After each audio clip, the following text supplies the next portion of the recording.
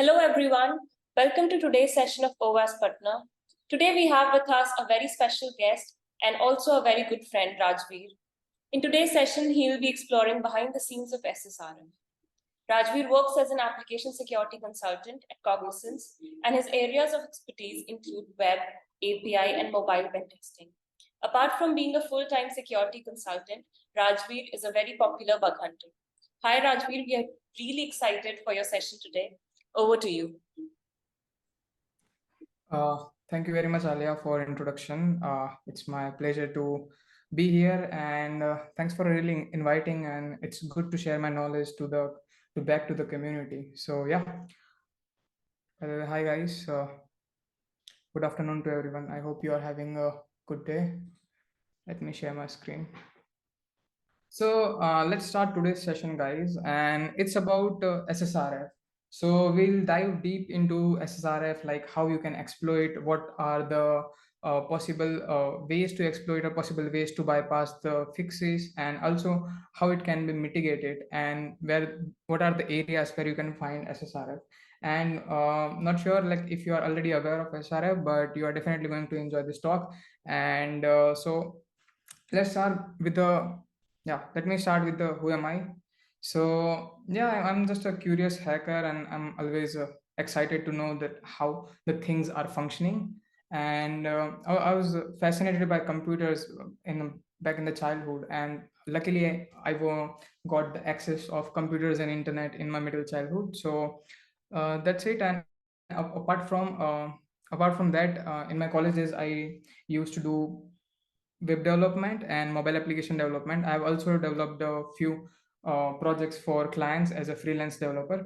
So coming from a development background, it's definitely helps me in navigating the issues and understanding the application and overall pen testing the application in a better way. And I often do bug bounty hunting, mostly in collaboration with my friends Puneet and Sarthak. And currently I'm working as an application security consultant at Cognisys Group. So we do provide automated scanning, audits, and pen testing services. And apart from tech and apart from computers, I prefer to spend time with my families and friends. And I often like to explore new places. So that's it about me. So let's start with the very first question, which is, what is SSRF? So, like, what is server-side request forgery? So, just by reading the name, that we can guess that okay, there's something going on a server side, and it's related to request, like something to forge the request or mimic the request or modify the request or something like that. So, let's before understanding SSRF, let's see that how web works actually. So yeah, here you can see that this is the basic overview, and we all are must aware of this client server architecture mostly, that there is a one client which sends the request, there is a one server which processes the request and send the response back. For example, this client is my computer or my browser, and I'm opening google.com. So basically, first it will get DNS resolved, and it will translate the google.com to its corresponding IP address. And then my browser will make the request to the Google server using the IP address, and server will process the request and send back the response to my browser, right? So this is like very basic, and we mostly are aware of this thing. But let's see what happens behind the server, and let's see the request from server's perspective. So let's have a closer look at what could happen inside the server. So server could be also connected to its internal network, and server might be communicating to its internal instances. For example, some local apps which are running on the same internal network or database, or just another backup server or something like that. For example, you try to log into the web application, so then server will forward the credential to the database, and then it will check that whether you are authorized for accessing the particular application or not. So in this way, like, the server communicate to the internal network. And as we usually aware that internal network is already, like its name suggests, but it is not exposed to the internet, and it is the local network, we can say, of the server. only the server is exposed to the internet. So by default, we can only access directly the server, but we can't access the internal network of the server directly. So here, let me give you one example, like how the server could communicate to its internal network. So recently, I have come across one pen test, and during my pen test, I have identified that it was a hospital management web application. So there were different roles, for example, patient and doctors and nurse and other staff. So while logging into the patient account and while opening the profile endpoint, this particular get request was fired, and it was just fetching the doctors and their names and their like information, doctors information. So looking at the API, it's just like slash API slash doctor. And if you can see that for authentication, the application was using JWT. So in authorization header, my JWT was going on, and I was using just Firefox. But what I observed is that this request was just a client to server, like it was made from my own browser to the server. And then I observed that server was making another request to its internal host, and it was something like this. The host was drinternal.example.com, for example, and user agent was Axios.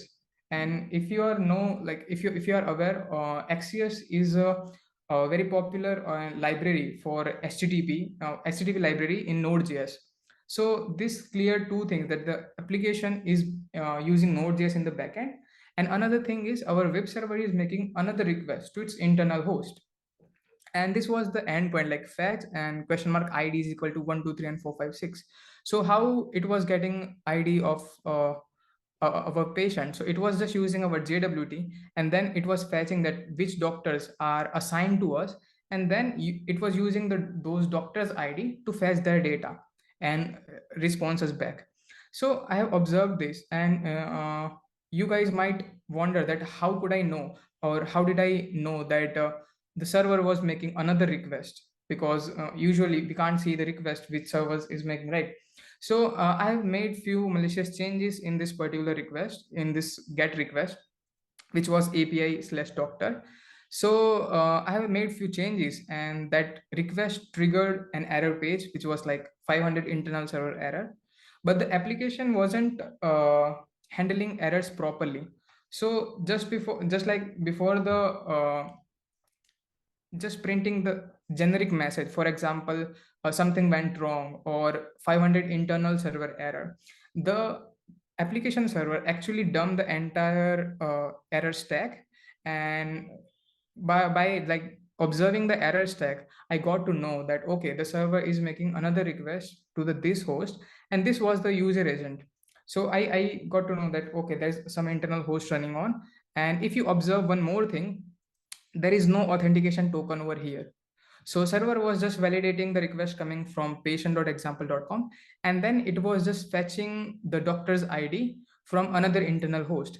And this internal host, as we like discussed, like it is not exposed to the internet, so we can't directly connect to the doctor internal.example.com. And if you try to open this from a Firefox or any other browser, like again, it's not exposed to the internet, so you will get something like this. So what happen if we can directly access this internal host? So for example, because it doesn't even require authentication. So for example, if we can access this internal host somehow, then we can directly have a critical vulnerability over here. Like we just need to change the IDs of doctor, and we can get their information, including PIA data and all the stuff. But how we can do that? Like there is no direct way to access this internal host over the internet. And that's where our vulnerability comes into the picture, which is like SSRF. So what we do, like SSRF, and what happens inside SSRF. So for example, the web application is vulnerable to this vulnerability, and the SSRF just act as a proxy between an attacker and an internal network. So for example, we can make the web server to we can make arbitrary request using vulnerable web server to its local network, and we can get some data out of it. So as we seen earlier, it was not possible to access internal host directly, But if we find this vulnerability, SSRF, then we can interact with its internal network, and we can also get the data out of it. So I hope this making sense to you. And there was this local application was again it could be anything, internal host or something else, or just a cloud metadata instance, or it could be anything, just another application which is running inside their intranet. So we can, as an attacker, one can directly access to its internal network. So before processing, before getting into technical details, I would like to just address few misconceptions related SSRF. So we often I have seen that most people just compare it with CSRF and get confused with the CSRF. The CSRF is completely a different thing. It's just a client side, and in CSRF, the browser is making request to another web application. That's it. And as you have seen in the SSRF, it's a completely different, because we are forcing the server to make an arbitrary request to its internal network. So that's the difference between CSRF and SSRF. And then again, we come with the DNS pingbacks. So you might have observed that while testing or hunting, you come across your Bob should collaborator and you get some DNS pingback. So getting DNS pingback is not an SSRF vulnerability. It might be possible because you applied the host somewhere in your request, and the firewall or something or load balancer might be that is just validating the host, and that's why you got DNS pingback. But getting just DNS pingback is not an SSRF vulnerability. Another thing that getting HTTP request on collaborator. So it could be indication of SSRF, but we can't say just getting hits on Bub collaborator, just getting HTTP hits. We can't say that okay, the web application is vulnerable to SSRF, because might be possible that the web application is functioning in that way. For example, the web application is fetching remote files. For example, there is an option to import photos, and then you can apply your URL over there, and then the web application will fetch that photo for you. So in this case, getting just HTTP response on getting just HTTP hits on collaborator is not considered as a SSRF vulnerability. And lastly, is it easy to mitigate? So due to the nature of SSRF and its complexity, it's not really easy or not straightforward like XSS or SQLite to mitigate the SSRF, because there are lots of possible ways to bypass those mitigations. I'll walk you through in next slides. So where I have also discussed about my previous bug bounty findings. So we will see in that.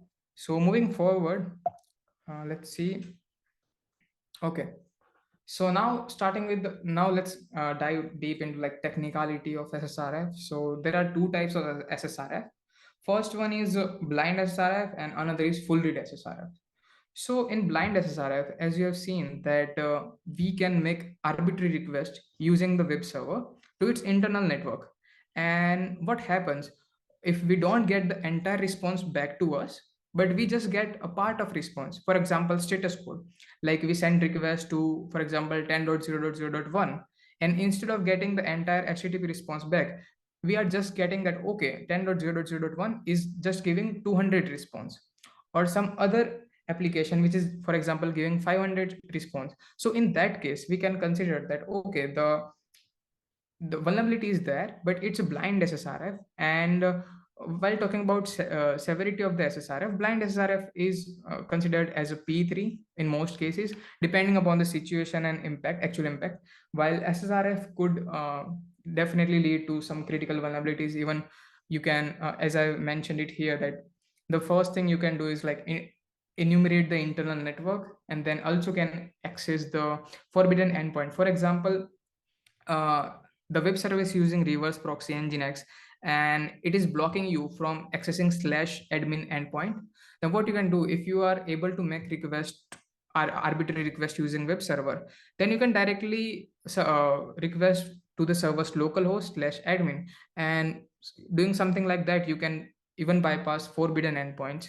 And more of that, we can also interact with internal hosts. Like there could be a number of different services that could be running on internal network. So you can interact with those, and that might give you sensitive information back to you. So again, depending upon the scenario and situation, you can also escalate the SSRF to LFI, which is like local file read, you can say, or local file inclusion. So you can also read server's local file in some cases, and you can also escalate it to remote code execution. I've seen multiple like example, and even the bug bounties, that it could be, it is possible to escalate SSRF to RC.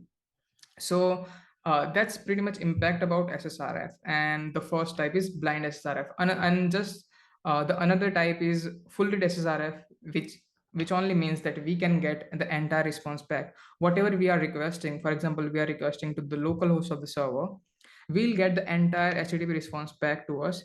And in that case, we can say, okay, that's the full read SSRF, and it could go as a P1 or P2, depending upon the criticality and depending upon the information, sensitive information you are getting.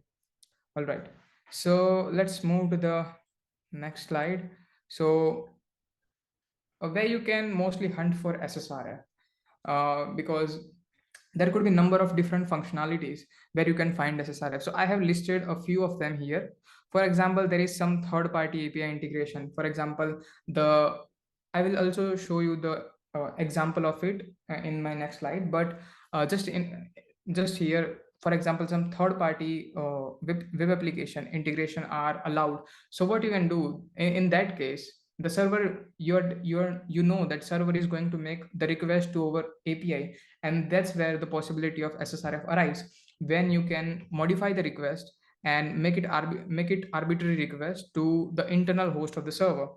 So that could be the one scenario. Another could be PDF generation. You might have seen that invoice generation feature or something like that, where you enter your name, you buy something, and you generate the invoice, and invoice mostly have your name or some address or something like that. So in that case, you can also use HTML injection, because if the web application is rendering it to the PDF, then might be it's like handling through directly HTML. And if HTML to PDF generation is being there, then you can also uh, interact with the internal network using HTML tags. We'll see that in a later practical time. Okay.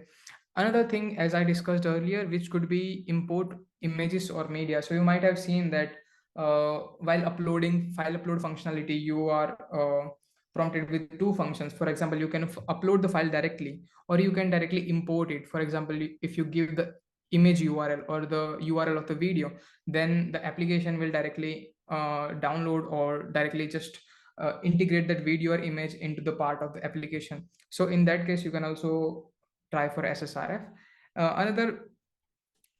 Another few examples are here, which is like URL shorteners, document parser, webhook, and against the file upload mechanism. So in a document parser, of course, for example, the web application is parsing Excel files or let's say Word files, then you can modify the Word code.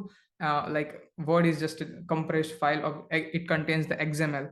So you can make changes in that XML. So whenever the application is parsing the Word document, might be possible that you come across either XXE, which is like external entities, and you might come across SSRF. So you can test for that in document parsers as well.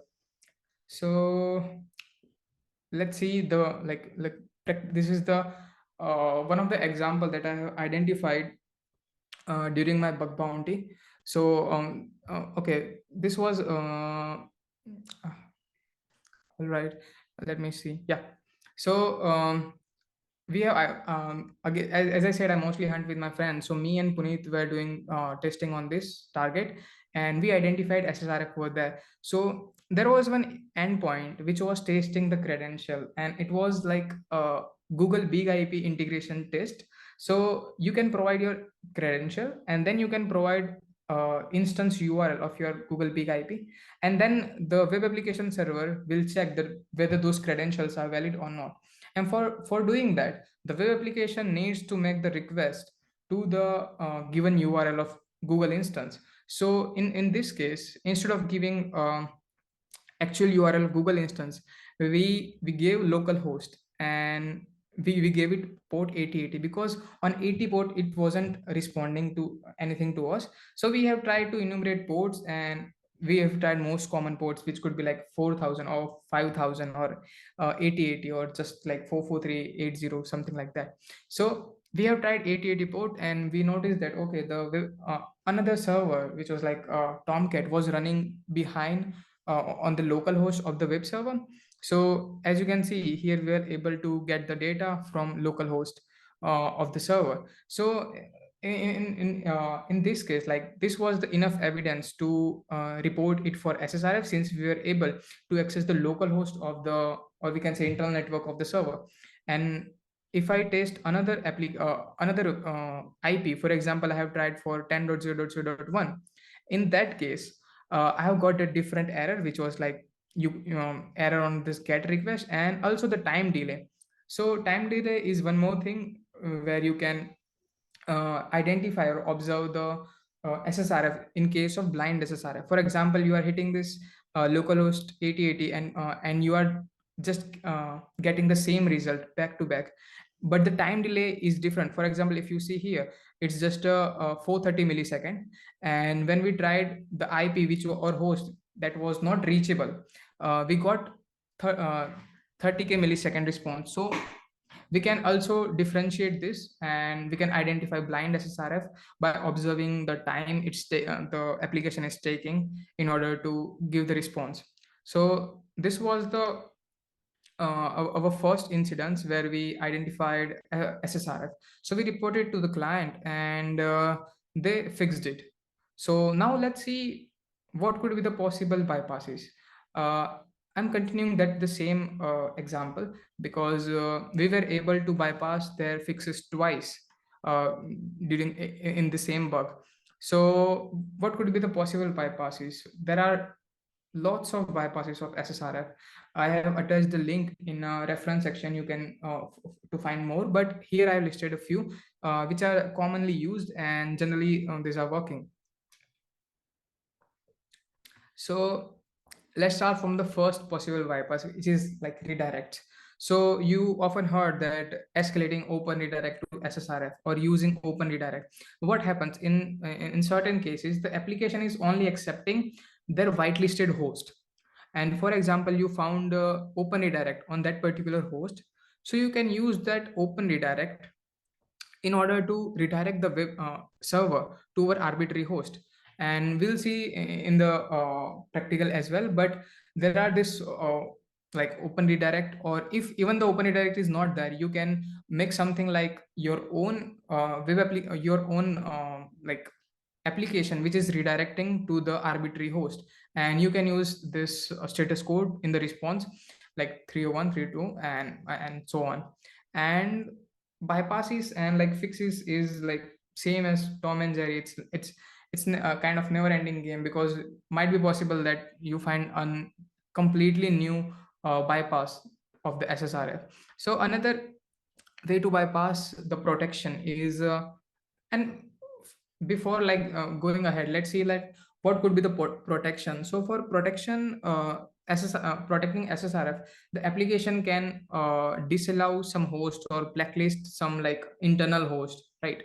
So in that case, lots of other bypasses are possible. For example, pointing direct IP to the pointing our domains to direct local IP. For example, if I open google.com, then google.com is not their blacklisted host, so it will open google.com. But what if the google.com is pointing to localhost by using like a record in 127.0.0.1? So in that case, we can bypass some filters. And another way is like using IPv6, because most of the time in a blacklisting, it is possible that application just blacklisted our local IPs using just IPv4, and using IPv6 can be the bypass. And again, another technique is like IP address obfuscation. It's like representing IP address in a different format. So the first one, localhost, we all know that it points to 127.0.0.1, and this particular this is the actual IP address of localhost represented in decimal, and this is in octal. So you can also like do something like that. For example, you can convert the IP address to decimal and then or octal, and then you can try if you can bypass the fixes. So another way could be URL encoding, that web application often do that. For example, slash admin endpoint should not be accessible via anything. But in this case, like using URL encoding, you can also bypass the SSRF fix. Another way is weak parser. So this is really interesting. For example, some two web application are running, or some two different logics are used to fix the SSRF. For example, the first logic is to check that okay, the host is pointing to any internal network or not. And if the host is not pointing to internal network, then you should make the request. So for example, what could go wrong if I give this input, which is like 127.1.1.180, and as the rate I use 222:80 slash. So in this case, for example, if the parser which is checking the host resolve this particular host to 127.0.0 127.2.2.2, then it will not be in their blacklisted array. So they might possible that okay, this is not blacklisted and you can request to the this host. But what if the requesting function is actually parsing the host before at the rate? So it could be possible that depending upon the application and the technology stack, that you can like bypass SSRF in such case. Like the other function is resolving the host to the whitelisted host, and the actual function which is used to request the host, it is resolving to our like malicious host or something like that. Another way could be using different protocols. Just instead of using HTTP, we can also use different protocols like file FTP or SFTP, Gopher, and etc. Like there are lots of other protocols as well that you can use to make the arbitrary request, depending upon what technologies are being used in the backend and what services are running in the backend. And the I would say the final way, we can say it's not a final, but in the most of case when all of these are possible bypasses are not working, it is there is a chance that DNS rebinding will work. So I'll walk you through what is a DNS rebinding in a minute. But just for like theoretical perspective, it's nothing but pointing a domain to two different IPs. One could be our internal IP and one could be our like generic IP. For example, I have a domain of like os.com, and it is pointing in a record I said that okay, os.com is pointing to 8.8.8 or any other IP, and then I switch the IPs quickly. So when the web application is parsing the URL, it gets that okay, it is pointing to a different or whitelisted host. But when the web application reach or the code execution reach to the actual parameter where the application is sending request, it is might be possible that the DNS is now changed and the A record is now changed to the local IP, and that could be the way that the application can make the request to the local machine or the local host of the application.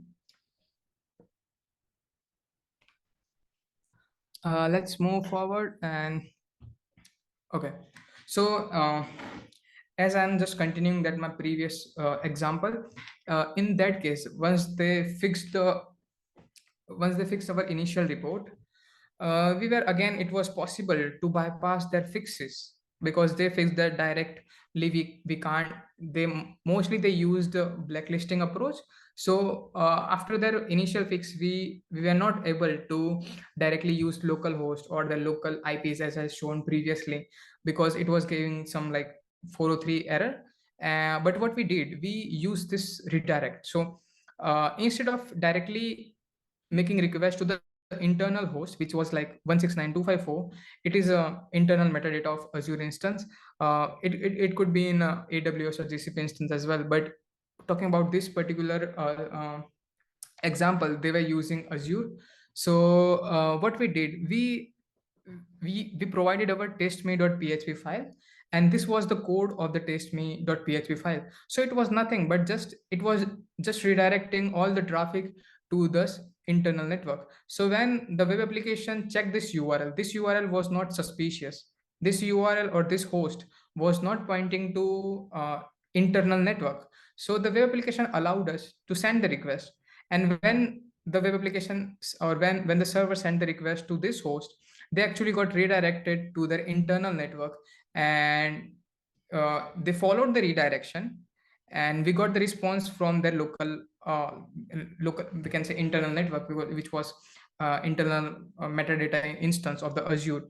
So but Azure is not like AWS, because there are other different security protocols. For example, accessing internal instance of Azure, you might need additional header and a key. So in that case, we were not able to like get sensitive data out of it, but still we were able to bypass their fix, and we were able to access their internal network.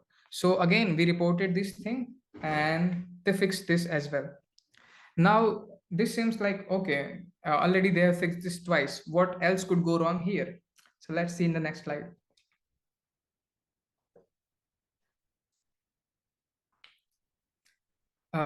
We are back with our new bypass. So again, they fixed that particular redirect issue. And this time we identified that the application was still vulnerable to SSRF by using like directly pointing our domains to the local host.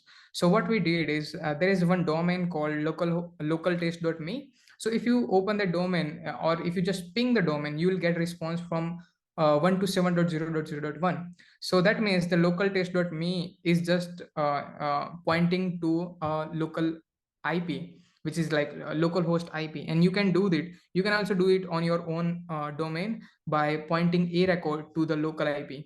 So we have used this, and we were again able to access the localhost as the first, as I've shown in the first slide of this example. So again, we have reported this bypass of their fix, and after like fixing this thrice, the application was actually like they've also mitigated it properly. They took really good steps to mitigate this vulnerability. They might be reviewed every possible way to bypass, and then they have fixed this completely.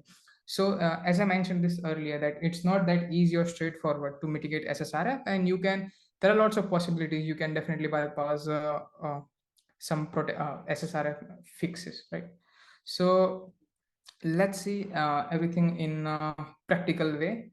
So I have developed a few vulnerable application, so I can show you live like how you can exploit or how you can find SSRF. So let me start it. Right.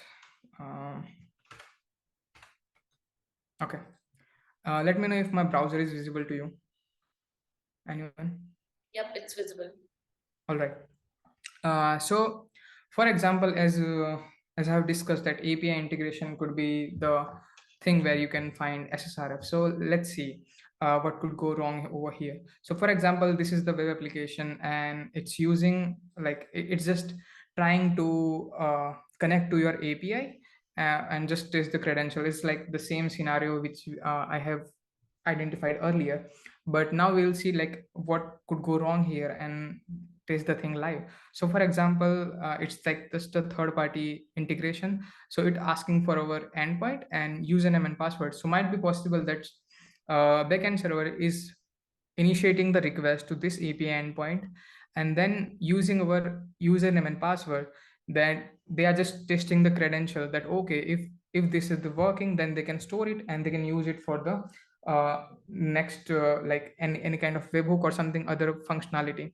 So let's enter something like, for example, google.com, and let's enter anything, username and anything in the password, and let's submit the button, and let's see how the web application is functioning.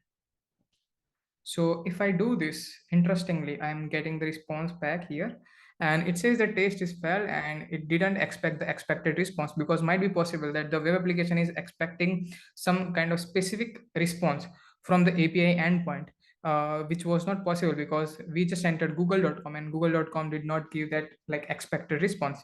So the request is failed, but somehow we got the entire response back to us, and it says like this is the response from google.com. So that means that the web application is initiating request to our arbitrary host.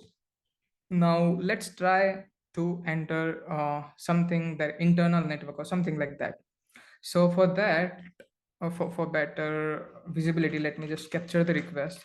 Or first of all, what I usually do is, in such case, I try with a bob collaborator url, so we can get insight like what the backend functionality the application is using. Because whenever we'll get uh, http hit on our bob collaborator, we'll might find that it is using some kind of specific user agent or some headers inside the server. So let's use our bob collaborator, for example. Yep.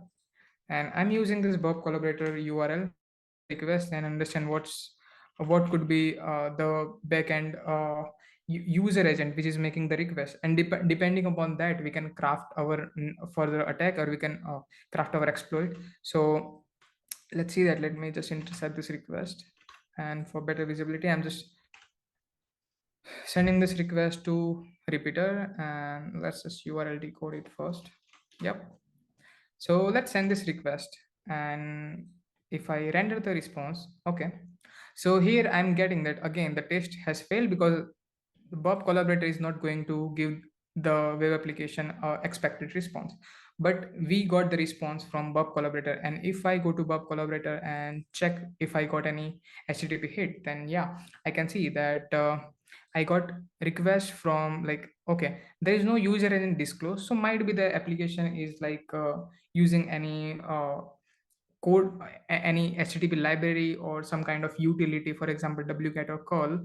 And in that case, we are generally supposed to get user sorry, user agent of the request initiator, and depending upon that we can make few ideas like what is running behind, and then we can craft our next step. But in this case, no user agent is disclosed here, but again we are able to see that okay, this is the authorization and this is the username and password that we have provided, is using as the request authorization. Now let's see, this is just we got http hit to our collaborator. Now the main thing is to access the internal network. So let's try to access localhost of the server. And if I make the request, then it's saying that okay, request to internal network are forbidden. So what can we do? What else we can do here? We can try to bypass the fixes. So let's try with the IP address. For example, localhost could be banned. So let's try with the 127.0.1, and let's see. Okay, this is also blocked. So what else we can do? We can try for some internal IPs. That might be possible that just localhost is blacklisted. For example, the internal IP range could be accessible. So let's try something like this. This is the, so some internal IP address, for example 10.10.0.1. So let's try this, and again it's saying that requests to internal network are forbidden. There are lots of possible bypass as I've discussed, and you can also find more bypasses on like uh, SSRF payloads repo on GitHub. So I've already linked in reference section, so you'll get it from there.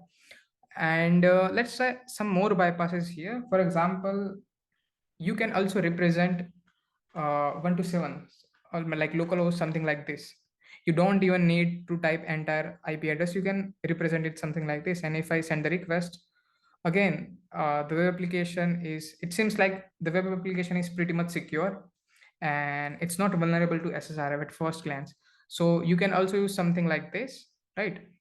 And you can send the request, but again, the web application is, it seems like it's fixed from SSRF. What else we can try? We can, let's try for the our domain pointing to localhost, which was like localtrace.me, and this domain is pointing to 127.0.0.1. So let's see if that works. This is not also working. So what else we can try here? Like by just observing all those response, it seems like, okay, the application is pretty much secure from SSRF. But what else we can try is we can try to change the protocol.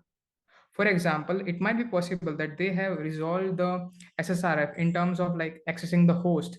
They are might be checking those hosts are not from excluded list on not from blacklist array, and then they are making the request. But what could happen here is they might not expecting that the request might come in a different protocol. So for example, let's try file protocol over here, and it requires three forward slash. So we did it, and let's send the request. So this is something different, sorry. So by just using file protocol, I got the response. Earlier I was getting that, okay, the request to internal network are forbidden, but in this case I'm at least getting the response. So that means that file protocol is not like blacklisted, or they did not mitigate anything regarding the file protocol. So in that case, we can might try to escalate our SSRF to local file read. So let's try to read some files from server, which is we're expecting, and we can also like enumerate server using the server headers and other technology stacks. So as you can see, we are here, we can see that it's running on Ubuntu. So it's like Linux operating system. So we can directly try to access etc.passwd file, and let's see if we can get the file over there.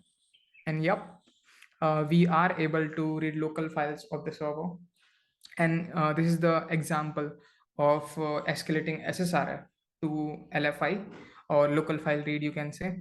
So in that way, we have seen that like just SSRF, or just pointing, just trying to access their internal network by using a single protocol, it was pretty much secure. But just by changing the protocol, we were able to bypass the SSRF, and we are still able to get local files of the server. So uh, this is the one example of escalating it to LFI. Now let's move to another example. Okay. Yep. So this is another website. For example, uh, it is Resume Builder website, and please bear with my front end skills. As you can see how good I am in front end, which I've developed it. But anyway, this should work. So I have entered my name, which it is expecting full name, and there is a button to generate the resume. So if I click this button and capture the request, okay, so there is just a post endpoint which is like generate resume, and it is expecting one parameter which is full name. So let's send the request and observe the response. So, okay, we are getting the response in PDF. So this is just a okay. So this is Resume Builder website, for example, and it is expecting user input, and then using those user input to generate the dynamic PDF.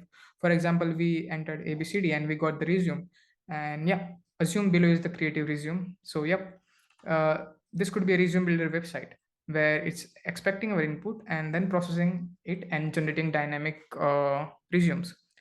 What could go wrong here? Let's try something like starting with the basic HTML tag, which is like h1, let's say ABCD, and we can also try another uh, quite like similar tag, which is like s, and we can try something like this, and we send the request. So let's see the response in a browser.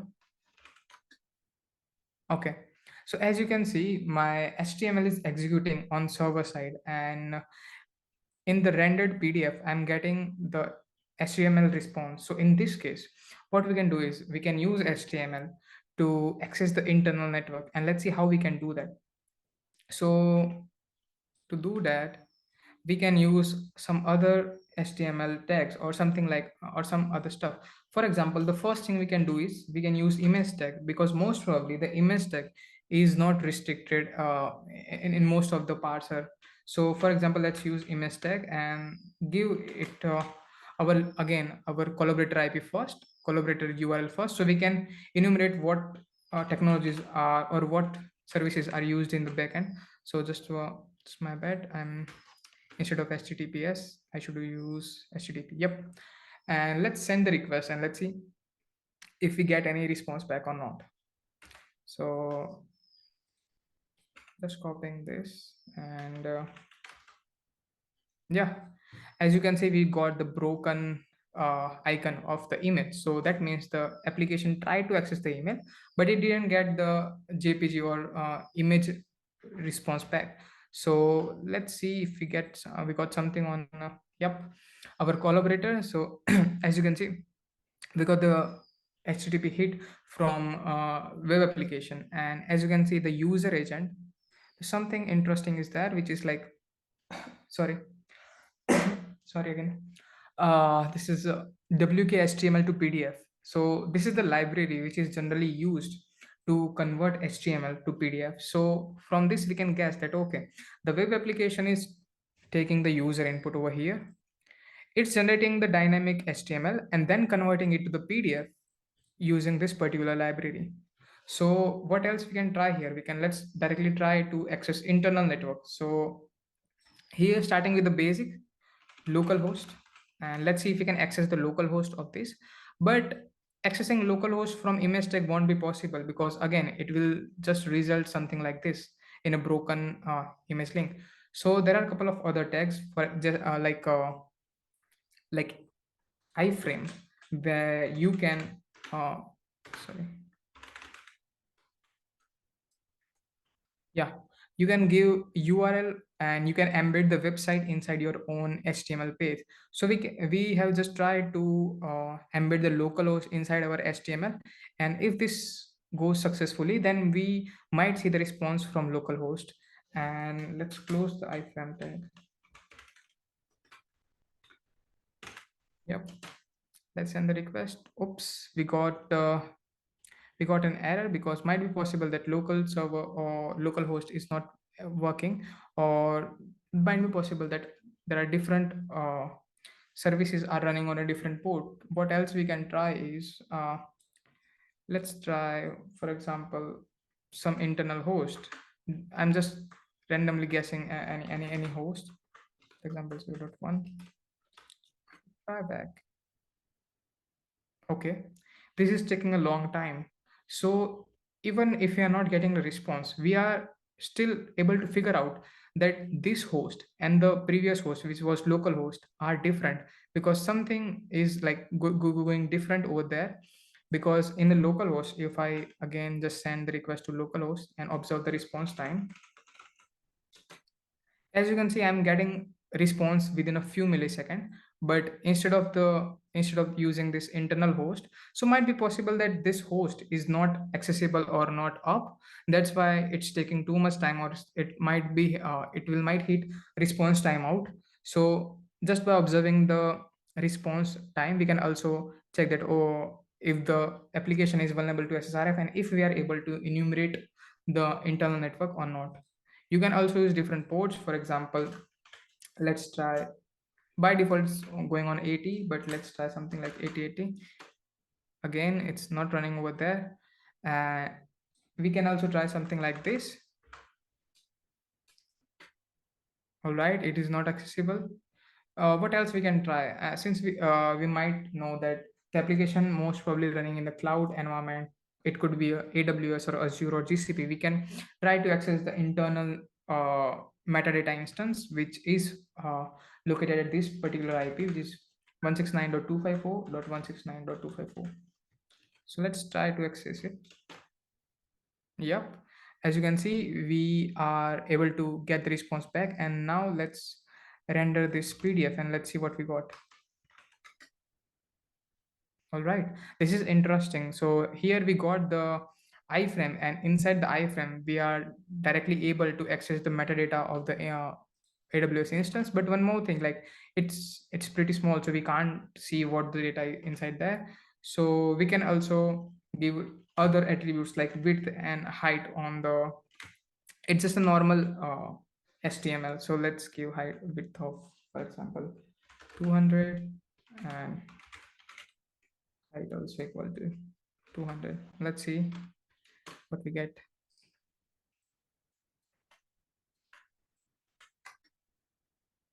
Oh, I should give more values to it. For example, let's say 400 into 900, not sure. Let's send the request. Let's see the response. Okay, here we're able to see the entire response, and we can also go in this latest directory, and we can enumerate, or not enumerate, but we can also get metadata instance, and we can extract AWS keys from this, and we can also like compromise the AWS instance or this particular AWS instance. So in this case, like if I go in a latest and see, there should be a metadata folder over there. Yep, we got the response, and let's see what we have. Yep, we can see. Okay, and here you can go inside this and credentials section, and you can fetch those credential, and you can use it to connect to this AWS instance, like entire takeover of the web application. So this case is considered as a critical, since we are able to enter enter into the server entirely. All right, so yeah, this was just another example of SSRF, where we have seen that HTML to PDF generation, or any PDF generation, you can try HTML tags inside that, and if it's rendering, then you can also test it for the SSRF. So yep, let me just go back to the slide. Okay, so those are the demos you have seen, and these are the references I was talking about that I have put in the last slide. So here are the references of the slides, and you can read those references, and I would definitely recommend to like trying ports figure labs for SSRF. You'll get to know more about it. And this is the Swiss key repo which I was talking about. It's a payload, all the things. Here you can find more bypasses and more the things. By the way, one more thing I just forgot to mention, which is like DNS rebinding. Let me show you. Yeah, so DNS rebinding something works something like this. So for example, uh, if I open this, these are the two IP address, which is it is asking us to two IP address, so it will resolve any IP address randomly. So for example, I've given this 8.8.8, and here is localhost, which is like 127.0.0.1. We can use this host, for example, to request it, and it might be possible that it will point to this IP address, and it will point to this IP address, and it will change it very frequently with the low time to leave. So let's again try to our previous example, which seemed fixed from SSRF. So I'm trying this URL over here, and let's see if we are getting any response back. Again, we are getting the internal server is forbidden. And what else you can try is, since it's not possible that always it will resolve it to the local host, it might be possible that it is resolving to a different host. So you might need to send the request simultaneously or multiple time. So might be possible that when the function, okay, this request took long, that means that it might be accessing 8.8.8, right? So it is possible to bypass it using yep, as you can see here, we got the response, but earlier it was pointing to localhost. That's why we didn't get the response. So we can also use DNS rebinding for bypassing SSRF, and again it's pointing to localhost. So it works something like this. So yep, that's it, and that was all it from my side, guys. Really thank you for your time, and let's move forward. Yep, any questions, guys? There's one Anyone? question in the chat, Rajveer. Yep. While importing image, we get often HTTP request in collaborator. How to exploit that? Please tell us step by step. Also, in some cases, they are not vulnerable. Also, tell us how to detect that. Right. So let me go back to our example. If you go back to here, for example, image tag. So there was that there is an import image functionality, and you just need to enter the address of the image. For example, we did something like this. So entering the URL, we might think that, okay, web server is doing the same thing. So this is our URL as input, and the web server is using inside the image tag, or just hitting this endpoint to download the file. In this case, as I've explained it earlier, that we can use it to check for like sending the request to localhost, and in that case you need to inspect the response in burp as well. So you need to check if you are getting response back of the entire image, or if the entire localhost or not. If you are not getting it, but you are hitting different ports and you are getting time delays, in in that case you can say that okay, it's partially vulnerable to SSRF, which is like blind SSRF. So you can, in those cases, you can definitely enumerate like what internal ports are open there, and like what internal other services are running. For example, if there is any Flask or Django or any other Node.js server is running in the backend, you can try for like port 8000 or port 3000. And if you are getting a response delay in between, that you can confirm that okay, internally 3000 port is open, and still you can report that issue, and it should go fine. Any other questions, guys? Please tell us about DNS rebinding technique. So let's see how does that work. Let me go back to here. You guys might have used ping command. Let me just show you something. So let me know if it's visible. Yeah, it's visible. Okay. So what we have done here is we have used this particular domain to point to two different IPs. So now let's try to ping this domain. If I ping this domain, okay, I'll getting response from 8.8.8, which is this particular IP address. Let me ping this again. All right, I'm still getting from 8.8. Let me ping this again, and still getting from the same. So what we can try is, at certain point, this will change the resolving to the local IP. So we'll see this. Let me just clear the screen and just keep pinging this. And in between, it will change the host to the different IP, or we can also try it multiple times. Yes, as you can see, now the same host is responding with 1 to 7, which is like our internal IP. So in this case, for example, the first function, for example, there are two functions. First function is validating the host is pointing to internal network or not. So when that function tried to resolve this host, it got the response from 8.8.8, and this is not an internal IP. So it will allow this host to make the request. And when it reaches to the make request function, our host is again changed to local IP, and then the request will be made to the internal network of the server. So this is how the DNS rebinding works. I hope you got your answer. So there's another question. Any SSRF automation tool you use? No, personally, I don't use any automation tools for testing SSRF, because it's very specific, and it's very specific to the functionality of the application. It's not like straightforward like XSS, where you try script or some alert or just any other tag and you check for the response. Because like I personally believe that manually finding SSRF is much more worthier than trying to automate it. And in most cases, you will miss SSRF using automated scanners or using automated way. Because as you have seen here, like we have tried multiple ways and it was completely manual. That's great. One more question. What tool apart from work collaborator can be used? Okay, so this is the main thing to get the response back to your server, right? For example, why do we use burp collaborator? We just want to confirm that if the web application is actually making any request or not. And to receive a request, there are lots of other tools as well. For example, I'm not sure, but there is httplibrary.org website. Let me just check it. http. So they just give something like, yeah, http bin.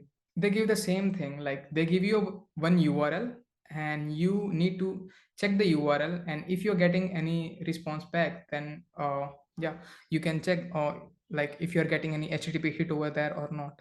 So that is one thing. And you can also use like some different services or which are listening for HTTP requests. For example, the canary token could be there. Okay, so there's one more question. Do they pay for port scanning using SSRF in bug bounty? Yep. In that case, let me switch it to a slide. Yep. So in that case, Port scanning, it can be considered as a blind SSRF, and it is definitely they should accept it. I have personally reported multiple blind SSRF, and they were accepted and rewarded as a P3. So yep, they do pay for blind SSRF. So just one condition, that you actually are able to enumerate the ports. For example, you should be able to differentiate between two different requests, and you should be like able to differentiate between, okay, like 80 port is open, and for example 8080 port is not open, and for this two requests you have two different response, and from those responses you should be able to like enumerate it, that okay, this port is open. If you have something like identical response, only then you should report it, otherwise it could be false positive as well. Any more questions, anybody? Thank you so much, Rajveer, for such a knowledge-packed session. And thank you everyone for joining in today. Thank you guys for joining. Have a good day. Bye.